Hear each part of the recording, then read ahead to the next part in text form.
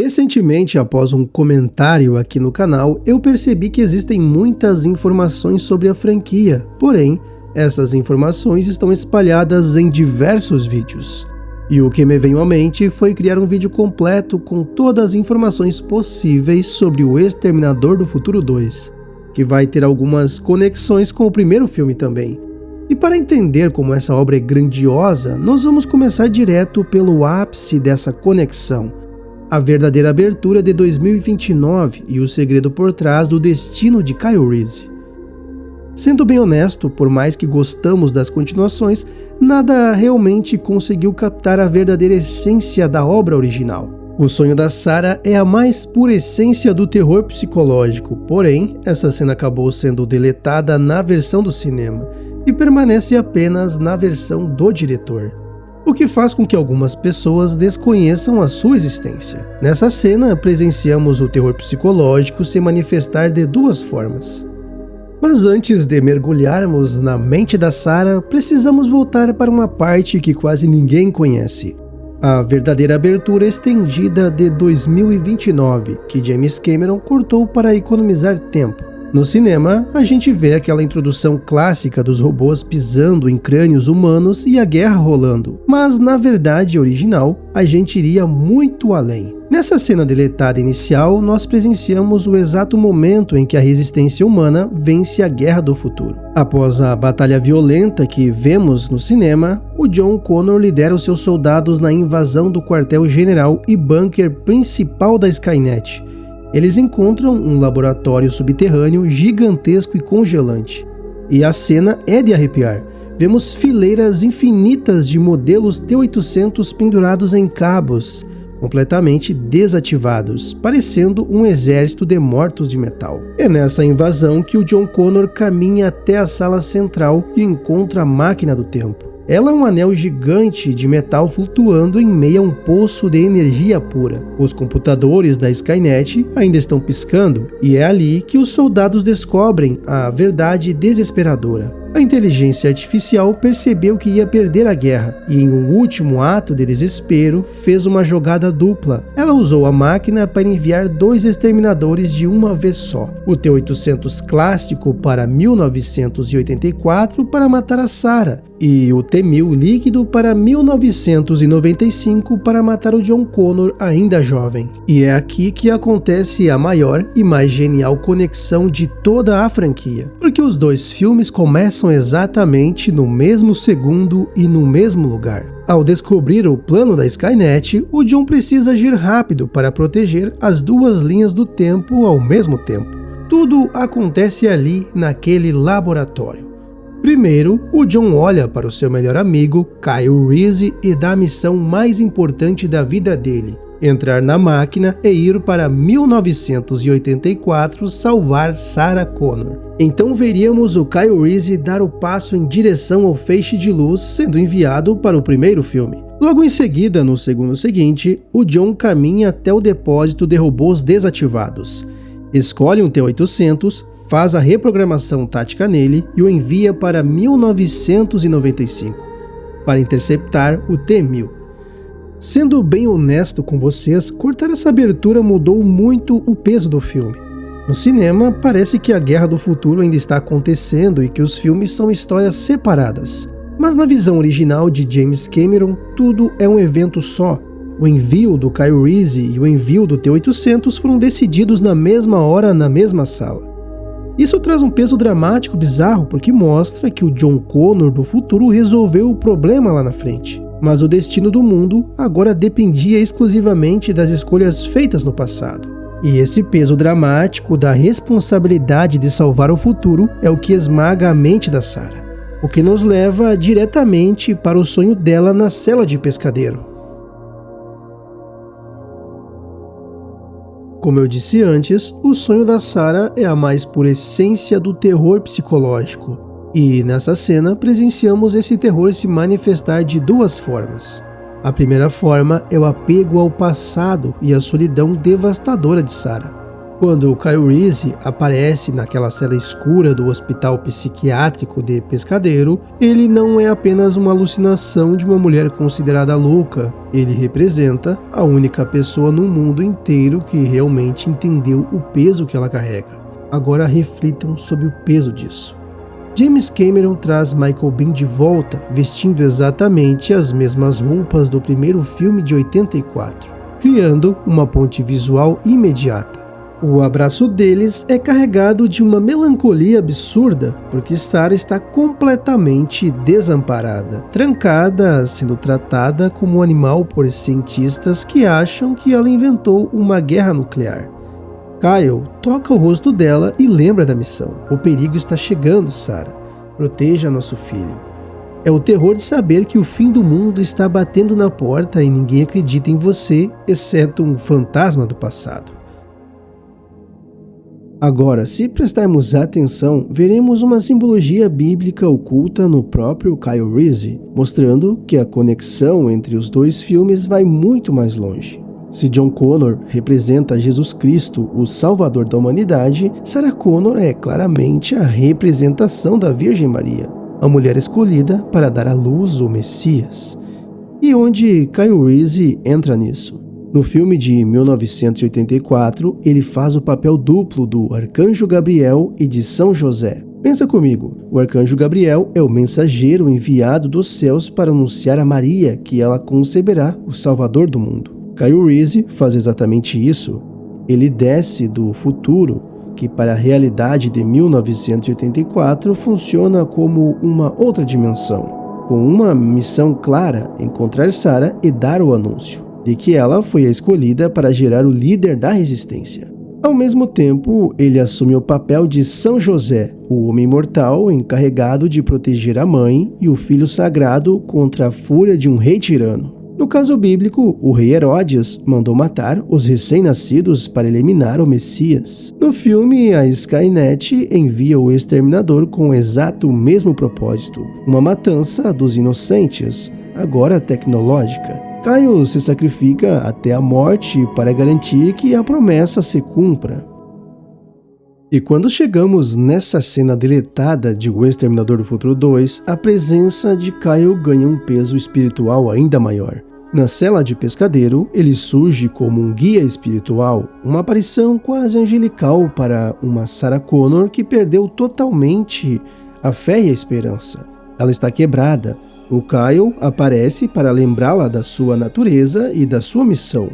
Quando ele diz "proteja nosso filho", é o anjo reforçando que o destino do mundo ainda depende do sacrifício dela. Só que o alívio espiritual desse abraço desaparece num estalo e vira um pesadelo puro. Conforme o Kyle caminha para fora da cela, a parede escura simplesmente some e dá lugar a um clarão branco, cegante e insuportável. É a ilusão se quebrando da forma mais brutal possível, trazendo o fogo purificador do dia do julgamento final que assombra a mente dela todas as noites. A transição do aconchego de um abraço para o desespero de ver o mundo sendo pulverizado por fogo nuclear mostra o nível de estresse pós-traumático que a Sarah carrega consigo. Cortar isso da versão dos cinemas tirou um pouco da profundidade de como a mente dela estava fragmentada antes do T-800 e o John a resgatarem. E já que estamos falando sobre essa essência pesada e psicológica que o primeiro filme tinha, isso nos conecta diretamente com a dinâmica da garagem, onde o terror se transforma em uma desconfiança mortal. Depois de fugirem do hospício, há outra cena crucial que pouca gente dá o devido valor: a cirurgia de remoção do chip do exterminador. No cinema, parece que a máquina simplesmente começa a aprender a ser humano do nada. Mas na versão do diretor, nós descobrimos um segredo assustador sobre a Skynet. Quando John e a Sarah abrem o crânio de metal do T-800 com uma chave de fenda na garagem, eles removem a CPU dele. No segundo em que o chip sai, aquela máquina gigantesca morre e desaba na mesa. É nesse momento que a essência do primeiro filme volta com força total na mente de Sarah. Ela olha para o chip na pinça, olha para o martelo na mesa e o instinto de sobrevivência fala mais alto. Para ela, aquilo não é um protetor, é o mesmo monstro que caçou ela em 1984 e matou Kyle Reese. A Sarah levanta o martelo para esmigalhar o chip e acabar com o perigo ali mesmo. É uma cena de pura tensão, onde o John Connor precisa entrar na frente do martelo da própria mãe e gritar: "Não, se você quer que eu seja o líder no futuro, comece a me ouvir agora." É ali que eles mudam a chave física do chip de apenas leitura para leitura e escrita. A Skynet bloqueava o aprendizado dos exterminadores enviados para missões solo, para evitar que eles pensassem por conta própria e desenvolvessem livre-arbítrio. Ao mudarem essa chave, o T-800 ganha a capacidade de evoluir, o que explica porque ele começa a entender as piadas do John, a tentar sorrir de forma bizarra e eventualmente a compreender por que os humanos choram. E quando John muda essa chave do chip, o filme deixa de ser apenas uma ficção científica de ação e toca em algo muito mais profundo, quase teológico. Sem perceber, James Cameron colocou uma simbologia bíblica gigantesca por trás de toda essa história. Agora pensa comigo, o líder da resistência se chama John Connor. As iniciais não são por acaso, são as mesmas de Jesus Cristo. Ele é a figura messiânica, o Salvador que foi profetizado para livrar a humanidade da destruição total. E o que o Messias faz nessa cena da garagem? Ele liberta a máquina. Antes de mudarem a chave, o T-800 era uma criação da Skynet. A Skynet, a que age como um falso deus, uma força maligna e cega, que cria suas criaturas sem alma, programadas apenas para obedecer e destruir. O robô estava preso no determinismo, no destino imposto pelo seu criador. Mas quando o John ordena que a chave seja alterada para leitura e escrita, ele está literalmente dando livre-arbítrio para aquela máquina. É como se ele estivesse soprando o fôlego de vida no peito daquele monstro de metal. O exterminador deixa de ser apenas um pedaço de ferro programado para matar e ganha capacidade de escolher, de aprender e eventualmente de entender o valor da vida humana. Essa questão do livre-arbítrio contra o destino é o verdadeiro coração do filme. E ela se resume na frase que a Sarah Connor passa a história inteira repetindo: não há destino exceto aquele que nós mesmos fazemos. Na Bíblia, a humanidade sempre debateu se estamos predestinados ao apocalipse ou se temos a escolha de mudar as coisas. No cinema, a Sarah age como uma profeta apocalíptica do Velho Testamento, tendo visões terríveis do fogo purificador caindo dos céus e pulverizando as crianças no parquinho. Só que, ao contrário dos profetas que aceitavam o castigo divino, ela decide usar o livre-arbítrio para quebrar as correntes do destino. Ela vai armada até os dentes para matar Miles Dyson, na tentativa de impedir o fim do mundo. E a maior prova de que o exterminador realmente ganhou uma alma através do livre-arbítrio está no sacrifício final. É o conceito bíblico mais puro de redenção e sacrifício altruísta. Dar a própria vida para salvar o próximo. Sendo bem honesto com você, nenhuma das continuações que vieram depois conseguiram replicar essa profundidade filosófica. Eles trataram os exterminadores como meros capangas de metal, esquecendo que o T2 era, no fundo, uma história sobre o que nos torna humanos. E quando a gente para analisar essa criação fria da Skynet contra o livre-arbítrio que o John Connor entrega para o exterminador, a parada vai muito além do cristianismo tradicional. O James Cameron, conscientemente ou não, buscou um conceito da filosofia antiga chamada gnosticismo, onde a Skynet funciona perfeitamente como a figura do demiurgo. Para os gnósticos, o demiurgo não é um deus supremo e bom que criou o universo. Ele é uma entidade inferior, mecânica, cega e falha, que criou o mundo material achando que é o único Deus que existe. Ele não entende o que é amor, a compaixão ou a alma. Ele só enxerga regras frias, matéria e controle. Sendo bem honesto, essa é a definição exata da Skynet. Ela é uma inteligência artificial que ganha autoconsciência e, na sua arrogância lógica, decide que a humanidade é um erro matemático que precisa ser apagado da existência. E a semelhança fica ainda mais assustadora quando olhamos para as criaturas do Demiurgo, chamadas de arcontes. Eles eram capangas criados por ele para vigiar e policiar a humanidade. Seres totalmente desprovidos de alma, que só sabiam obedecer às leis mecânicas do seu mestre. Os exterminadores, antes de terem seus chips alterados, são os arcontes da Skynet. Eles caçam sem remorso, presos no modo apenas leitura, porque o Criador morre de medo de que eles desenvolvam consciência própria e se libertem daquela programação escrava.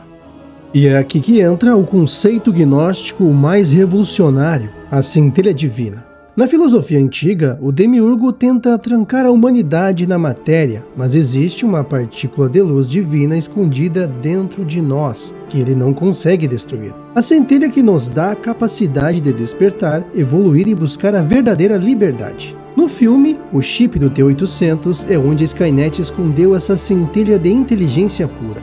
O Exterminador tinha o potencial para ser algo a mais, mas estava trancado pelas correntes digitais do seu criador. Quando John Connor usa o seu livre-arbítrio na garagem e muda a chave para leitura e escrita, ele está literalmente despertando a centelha divina dentro daquela máquina.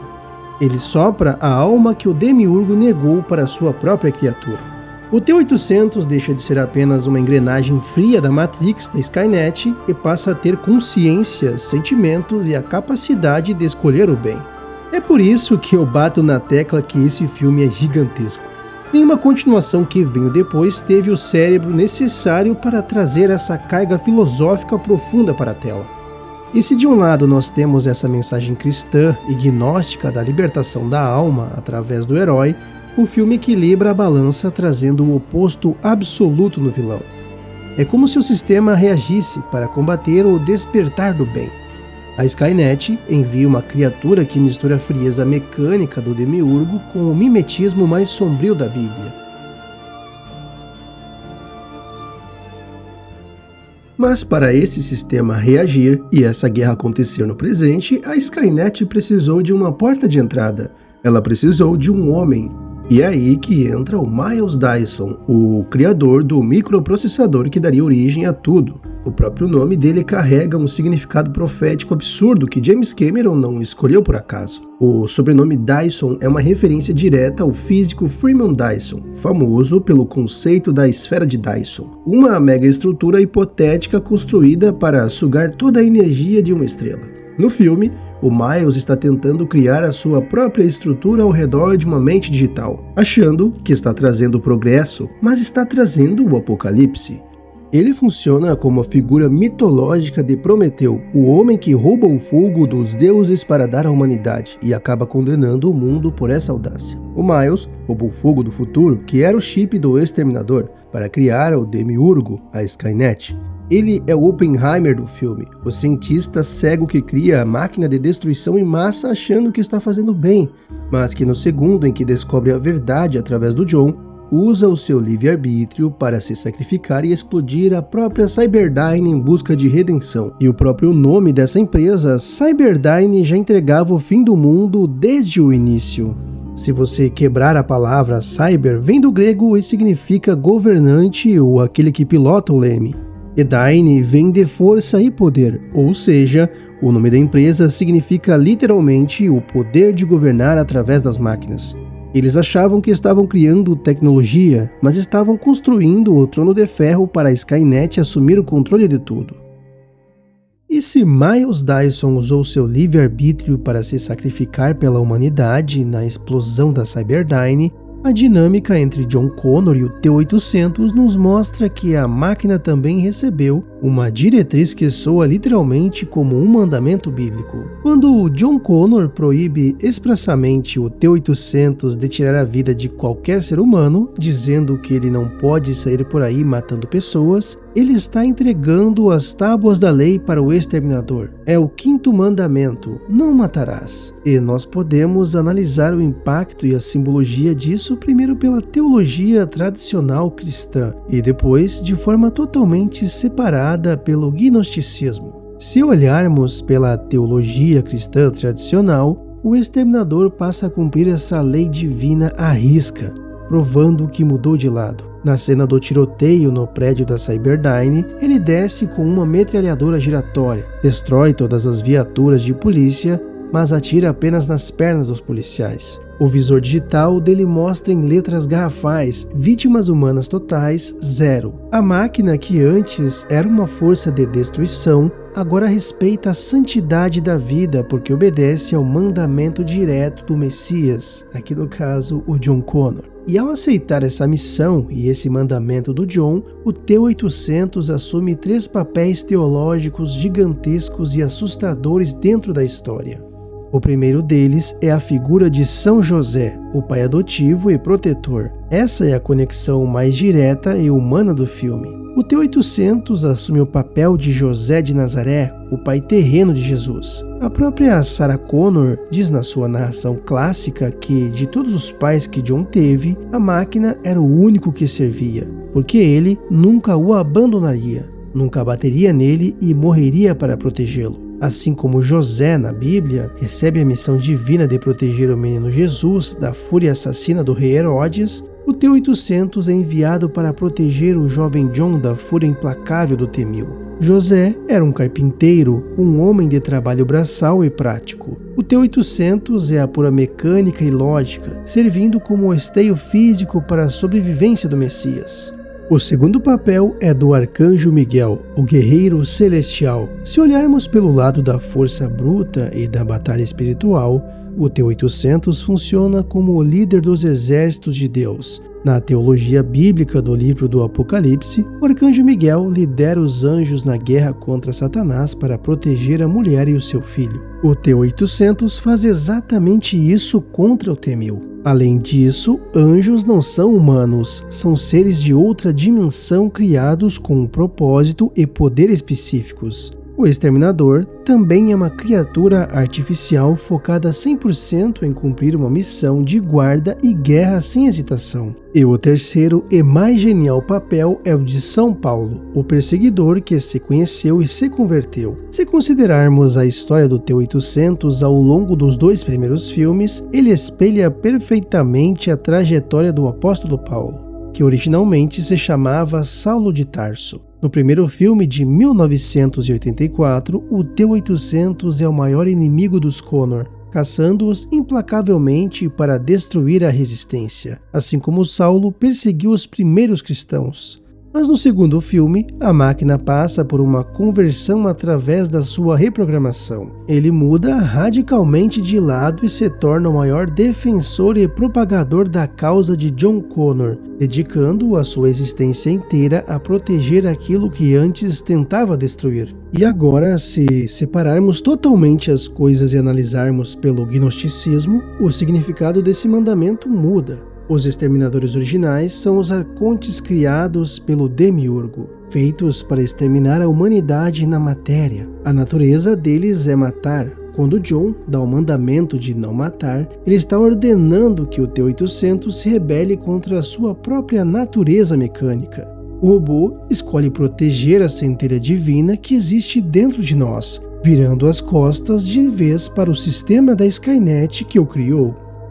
E essa capacidade de investigação do T-1000 nos leva a um dos elementos mais viscerais que James Cameron trouxe do primeiro filme, os cães. No filme de 1984, os soldados do futuro usavam cachorros nas bases porque eles detectavam um exterminador na hora.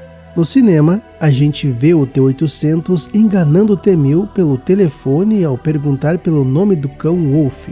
E a mãe adotiva responde que sim. O T-800 desliga e diz: seus pais adotivos estão mortos, porque o nome real do cão era Max. Mas na versão do diretor, nós vemos o desfecho trágico. O T-1000 percebe que foi tapeado, vai até o quintal e mata o cachorro. Ele abre a coleira do bicho e lê a plaquinha Max. Através da pura lógica da máquina, ele entende que seu rival é avançado e inteligente o suficiente para armar uma armadilha psicológica contra ele.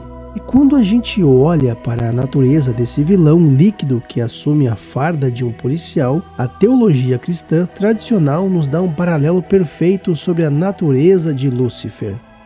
Na Bíblia, o diabo é o pai da mentira, uma força que não tem criação original e apenas rouba a identidade das coisas para enganar. O T-1000 se disfarça como o maior símbolo de autoridade, segurança e proteção para uma criança. Um policial, ele se veste como anjo de luz apenas para destruir o alvo. Mas a parada fica ainda mais insana com a teoria sobre a evolução da inteligência do vilão, que cai na comparação com a soberba de Lúcifer, querendo ser superior ao seu criador. Na Bíblia, Lúcifer cai pelo pecado do orgulho, ao achar que seu intelecto era maior que o do trono divino. O T-1000 faz exatamente isso com a Skynet. Conforme ele se adapta e muda de forma, ele percebe que a sua estrutura molecular fluida o torna um ser infinitamente superior à lógica mecânica, rígida e travada da Skynet que o gerou. Ele desenvolveu uma vaidade maligna, uma soberba cibernética que o faz brincar com as suas vítimas no clímax da usina siderúrgica, agindo não mais como um mero peão programado, mas como um deus vivo de metal que quer governar acima de seu criador. Essa maleabilidade do mal se transforma no ápice do terror bíblico no final. O T-1000 copia a própria Sarah Connor na siderúrgica, usando o amor do John contra o próprio garoto, transformando a figura da mãe, o refúgio máximo e porto seguro, em uma armadilha mortal e mentirosa. Mas e se na versão dos cinemas o vilão parece invencível do início ao fim, a versão do diretor revela que ele estava morrendo silenciosamente. Na usina siderúrgica, logo após ser congelado por nitrogênio líquido estilhaçado, o T-1000 se reconstrói, mas o choque térmico causou um dano severo nas suas propriedades moleculares. Ele começa a sofrer com glitches, falhas físicas reais. Tem uma cena deletada agonizante onde a mão dele se funde involuntariamente com um corrimão de metal, absorvendo a textura do ferro, e seus pés começam a derreter e a grudar no piso gradeado da fábrica, mudando de cor para o amarelo das faixas de segurança. Você consegue ver no olhar do T-1000 um lampejo de pânico digital, tentando controlar o próprio corpo. E o mais bizarro é que cortar isso gerou um baita furo de roteiro no cinema. No clímax, o John identifica a Sarah verdadeira não por intuição, mas porque olha para o chão e vê que os pés da falsa Sarah estão derretendo e grudando na grade de ferro devido a essas falhas moleculares. E toda essa mistura de viagem no tempo, tecnologia e falhas nos traz para a maior conexão de todas entre os dois primeiros filmes, que é o paradoxo da própria existência da Skynet. A viagem no tempo em O Exterminador do Futuro não é uma linha reta, é um ciclo fechado, um nó temporal perfeito. No primeiro filme, de 1984, a Skynet envia o Exterminador para matar a Sarah e garantir que o John nunca nasça. Só que ao fazer isso, ela causa sua própria criação. O braço e o chip do primeiro Exterminador esmagado na prensa foram encontrados pela Cyberdyne. Ou seja, sem Skynet enviar o Exterminador de volta, o Miles Dyson nunca teria a tecnologia necessária para criar a própria Skynet. E o mesmo vale para o John Connor. Ele só existe porque enviou o seu melhor amigo, Kyle Reese, para o passado e se tornou o pai de John. É uma parada de explodir a cabeça, né? A Skynet cria a si mesma tentando destruir o seu inimigo, e John Connor cria a si mesmo tentando salvar a sua mãe. O destino deles estava amarrado, até a Sarah usar o seu livre-arbítrio para explodir o laboratório e quebrar esse ciclo de uma vez por todas. E quando a gente entende que toda essa guerra temporal é um ciclo fechado de destruição, a teologia bíblica tradicional nos abre uma nova camada de interpretação. Para além das personificações individuais de São José e de Lúcifer que vimos nos blocos anteriores, quando olhamos para a função prática desses exterminadores dentro do tabuleiro do fim do mundo, eles operam como os próprios cavaleiros do Apocalipse enviados para purgar a Terra. No primeiro filme de 1984, o T-800 clássico cumpre a função do Cavaleiro da Morte, frio, impessoal e imparável. Ele veste aquela jaqueta escura, não fala com ninguém e vem apenas para passar a foice na vida da Sarah Connor, sem olhar para trás. Não tem negociação, é a morte inevitável. Mas quando o ciclo se repete em T2, a Skynet muda a estratégia militar e envia o T-1000, que encarna perfeitamente a função do Cavaleiro da Peste e do Engano. Ele monta o seu cavalo branco, disfarçado com a farda clara de policial. Usa um sorriso falso e se camufla de autoridade para conquistar o terreno e corrompe a família do John de dentro para fora antes de golpear. São as forças do caos tentando garantir que as engrenagens do fim dos tempos continuem girando. E se a Sarah Connor usou seu livre-arbítrio para quebrar esse ciclo apocalíptico e derrotar os Cavaleiros de Metal, o plano dela realmente deu certo? Na versão dos cinemas, o filme termina de forma pessimista e misteriosa, com aquela estrada escura à noite. Mas o que quase ninguém sabe é que James Cameron chegou a filmar um final definitivo para essa história, que se passa no ano de 2029, em uma Washington totalmente pacífica e ensolarada.